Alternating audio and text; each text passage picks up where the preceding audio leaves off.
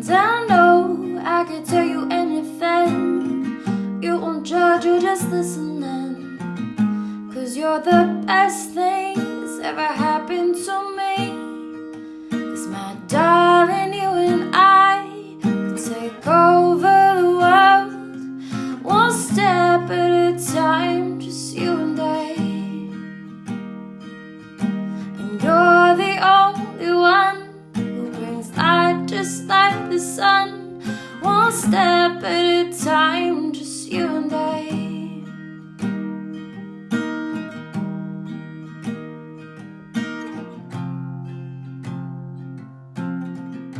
Einstein said the person who follows the crowd will usually go no further than the crowd. Henry David Thoreau, one of my favorite writers, wrote, "You are a marvel. You are unique. In all the years that have passed, there has never been another child like you." Robert Frost said 2 roads diverged in a wood, and I took the one less traveled, and that has made all the difference. And finally, Oscar Wilde said, "Be yourself. Everyone else is already taken." Happy Friday. Welcome to another episode of Morning Coffee with your host, Rick Alexander. I want to talk today about your ability to think outside of the box. This is known as divergent thinking, and essentially it is intellectual originality. So I read a study, and it was super interesting because it said that 98% of children between the ages of 3 and 5 score in the genius category for divergent thinking. Between the ages of 8 and 10, the number drops to 32%. By the time the kids become teenagers, it drops down to 10%. And only 2% of those over 25 scored in the genius category for divergent thinking. What the hell? So all of us, 98% of us, score in the genius category for our ability to think outside of the box.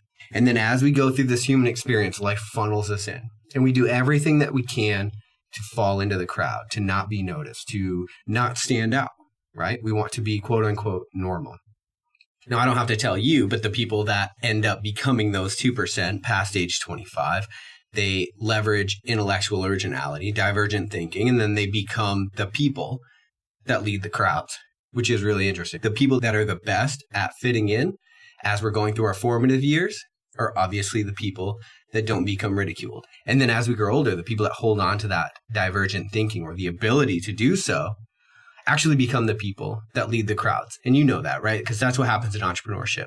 All innovation is divergent thinking. So, Steve Jobs did not do well in school, but by the time he became an entrepreneur and he had an outlet for that divergent thinking, well, the rest is history. You were listening to a podcast that I recorded on my Mac, both of which would probably not be possible if it were not for divergent thinking and Steve Jobs in particular. What I don't think many of us think about is how divergent thinking can actually make us a better athlete. Now, on the Lionheart Radio Sideshow this week, I said people tend to live in silos, right? We act like we live in silos, but that's actually not the way that life works.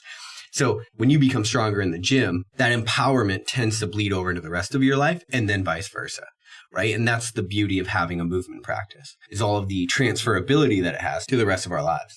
Now, a lot of times when we do have a chosen movement practice, let's say we're powerlifters, or let's say we're strongman or Olympic weightlifters or endurance athletes, what we do is we fall into groupthink. We essentially tend to frame the problem the way that everybody else in our sport frames the problem. So one of the ways that might be applicable is in endurance sports. Everybody said carbs are king for the longest time in endurance sports.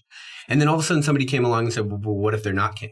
Right? And then Zach Bitter went out. You guys may or may not know this, but he ran 100 miles in like 11 hours, broke the American record for the 100-miler, and said, oh, yeah, by the way, I don't eat carbs. I did it all on fat.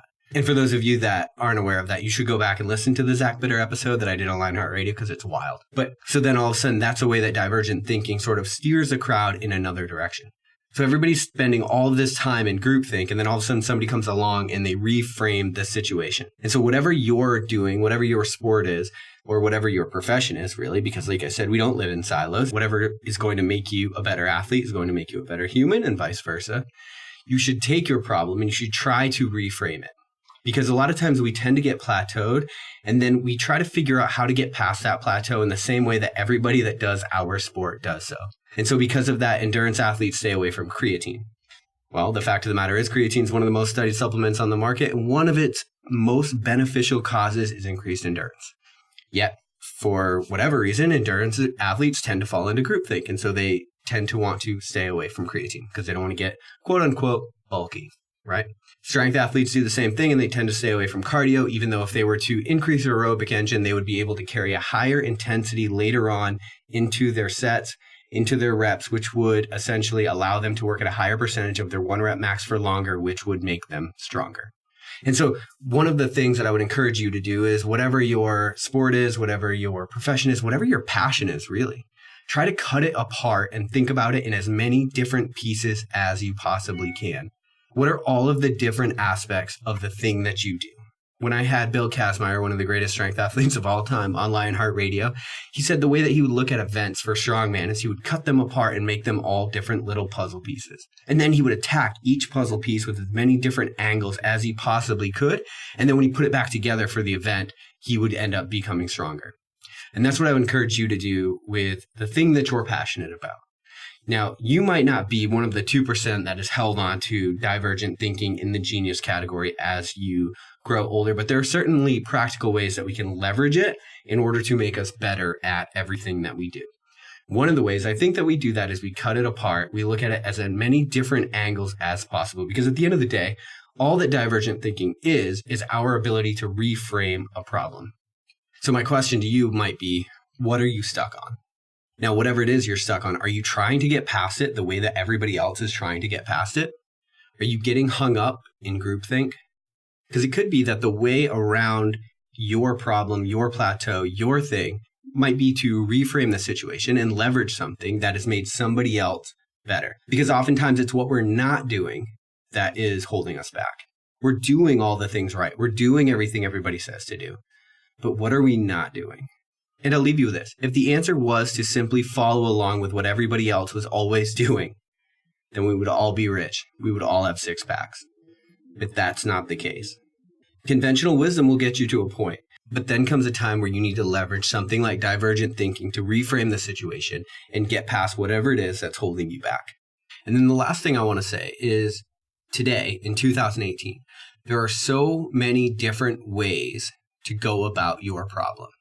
See, anything that you want to do in the world is possible, but that is contingent on you being creative enough to figure it out. Okay, for example, Instagram has made it possible to be a pro athlete without ever having to actually be a pro athlete.